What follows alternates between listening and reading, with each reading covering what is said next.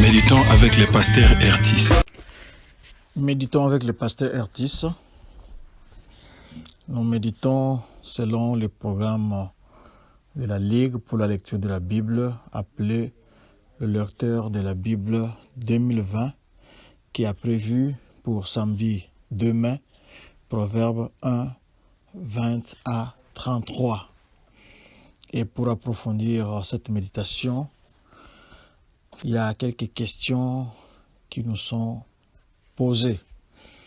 La première, y a-t-il une promesse? La seconde, quel verset m'interpelle le plus? La dernière, pour ma prière, y a-t-il quelque chose que Dieu me montre, dont j'ai à me repentir, auquel croire et obéir, pour lequel le remercier et le louer, pour lequel lui formuler ma demande? Pour bien répondre à ces questions, nous vous recommandons de lire d'abord tous les textes. Ensuite, vous serez à l'aise pour y répondre. Verset de la semaine, c'est-à-dire verset à mémoriser en ayant une semaine. La parole de Dieu est une arme. La parole de Dieu est une nourriture. Revenez chacun de vos mauvaises voies. Amendez vos actions. N'allez pas après d'autres dieux pour les servir, et vous resterez dans le pays que j'ai donné à vous et à vos pères. Mais vous n'avez pas prêté l'oreille, vous ne m'avez pas écouté. Jérémie 35, 15b. Nous allons lire les textes, mais pas tous les textes, mais avant cela, nous voulons prier. De quoi est-il question dans ce texte? C'est la sagesse crie dans les rues. Prions. Père, béni soit ton nom d'éternité en éternité. Toi qui veux nous rendre sages au moyen de cette parole. Nous voulons t'écouter, mais nous avons besoin du Saint-Esprit, qu'il nous remplisse maintenant et qu'il bénisse ce temps au nom de Jésus-Christ. Amen. Shalom, shalom. Bon week-end, que Dieu vous bénisse. Nous allons commencer avec notre méditation et nous commencerons à partir du verset 20. Le verset 20, nous le lisons. La sagesse crie dans les rues. Elle élève sa voix dans les places. Nous pouvons même enchaîner avec 21. Elle crie à l'entrée des lieux brillants. Aux portes dans la ville, elle fait entendre ses paroles.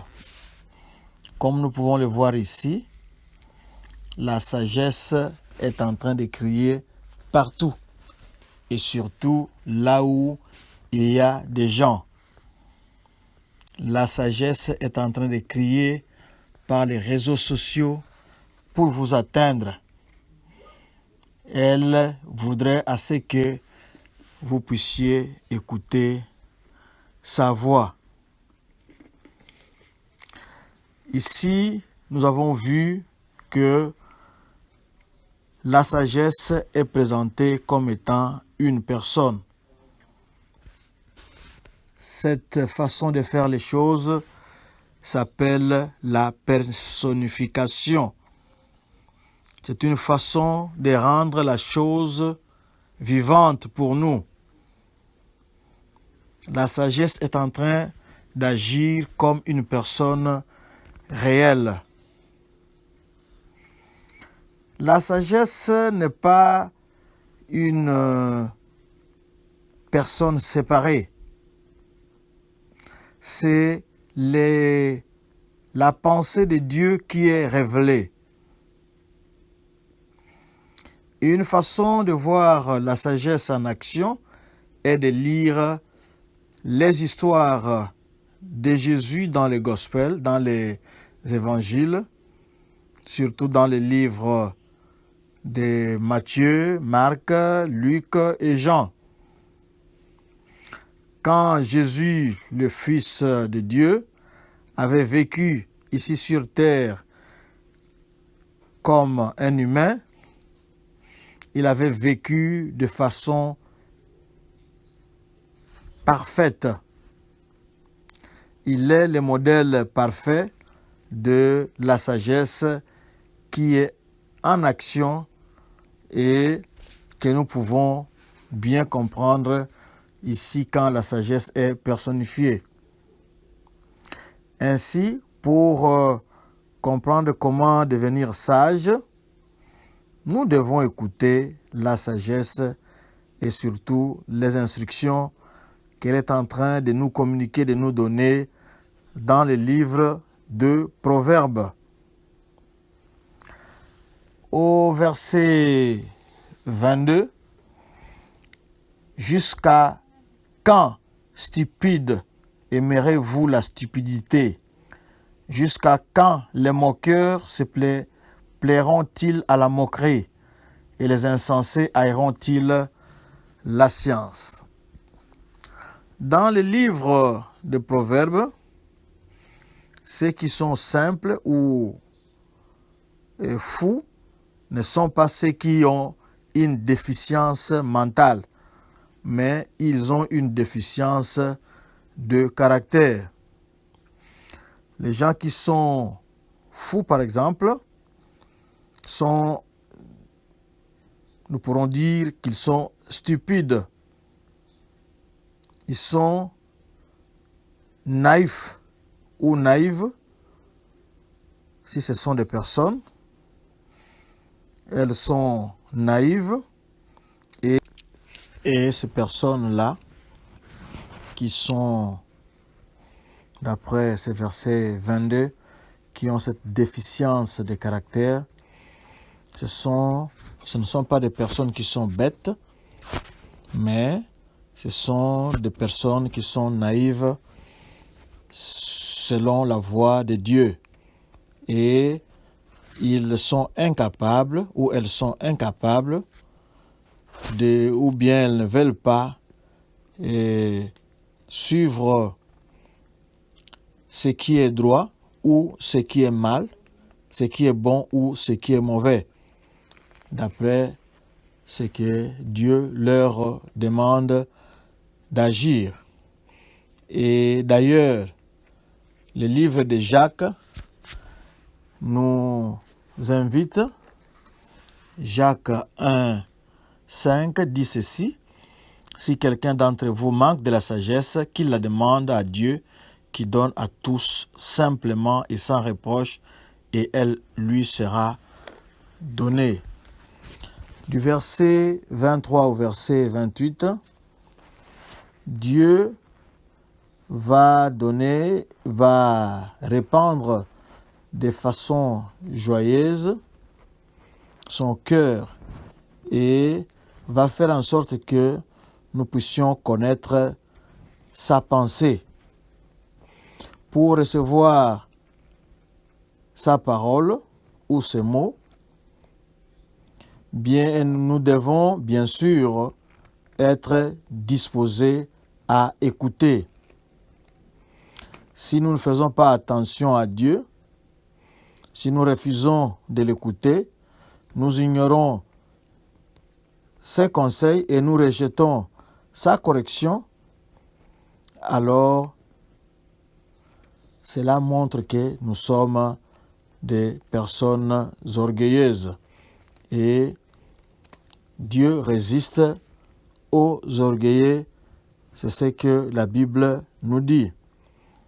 L'orgueil L'orgueilleux pense qu'il est en haut, que ses idées surpassent les idées des autres et surtout même les idées et les actions de Dieu.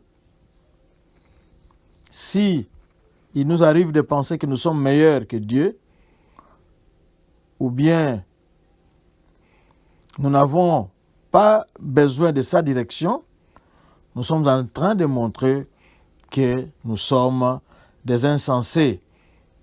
Et nous martelons pour dire qu'insensé ici, ce n'est pas un fou, mais c'est plutôt celui qui ne peut pas vivre selon la manière que Dieu veut.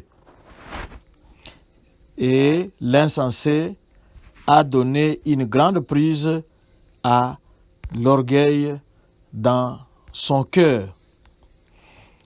Cet orgueil est si dangereux parce que il rend notre cœur dur contre celui qui est le seul qui puisse nous aider, et c'est Dieu.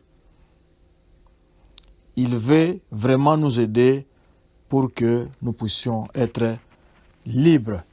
Mais si nous résistons à son appel, personnifié ici par la sagesse, alors personne d'autre ne pourra rien faire pour nous.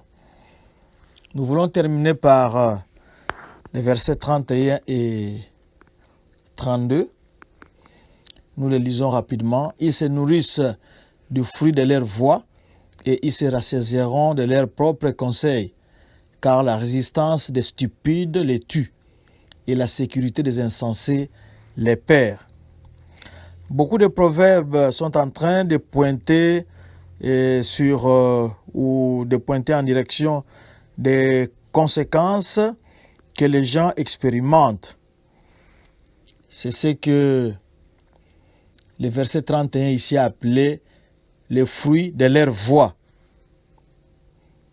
Et ce sont des choix qui vont les détruire d'une façon ou d'une autre. C'est pour cela que nous devons choisir la sagesse de Dieu, ou bien nous allons persister dans notre rébellion qui nous pousse à être indépendants, et bien sûr nous serons seuls, parce que quand on tourne le dos à Dieu, Dieu aussi ne manquera pas certainement d'imiter cette attitude-là et de nous tourner aussi le dos. Les problèmes pour de pareils gens, ils sont en train de s'auto-détruire. Il ne faut pas ignorer les conseils ou la parole de Dieu, même si ça fait mal maintenant, dans le temps présent, mais cela va te protéger, cela va te ménager dans le futur pour que tu n'aies pas une peine plus grande que celle que tu pourrais expérimenter maintenant en suivant son conseil. C'est ça la parole de Dieu pour ce samedi. Nous allons prier. Êtes-vous quelqu'un qui aspire à la sagesse, comme Jacques nous l'a dit, ou vous êtes un insensé, un orgueilleux qui pense que votre voie est la meilleure? Prions alors. Seigneur, nous avons compris que l'orgueil ne nous amène à rien. Nous avons aussi compris que tes conseils sont judicieux. Tes conseils vont nous aider dans la vie. Car tout ce que nous voyons et ce que nous ne voyons pas, c'est toi qui as créé.